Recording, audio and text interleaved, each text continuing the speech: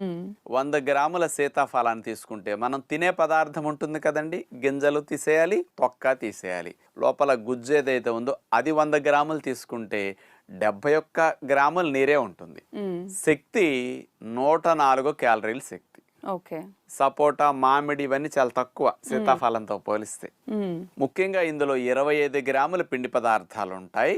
కొవ్వులు 0.6 గ్రామ్స్, కొవ్వులు అసలు ఎక్కువ ఉండవు. హ్మ్. మాంసకృతులు 1.7 గ్రాములు, 2.5 గ్రాముల పీచు పదార్థాలు ఉంటాయి. హ్మ్. రక్షణ వ్యవస్థకు సంబంధించిన విటమిన్ సి 20 మిల్లీగ్రాములు ఉంటుంది, కాల్షియం 30 మిల్లీగ్రాములు ఉంటుంది. ఈ ఓవరాల్గా ఉన్న స్థూల సూక్ష్మ పోషక విలువలు అన్నమాట. మరైతే డాక్టర్ గారు ఈ పండును అసలు వర్షాకాలంలోనే ఎందుకు ప్రవేశపెడుతుందండి మన ప్రకృతి? మరి కస్టర్డ్ యాపిల్ కావాలంటే లైక్, షేర్ అండ్ సబ్స్క్రైబ్.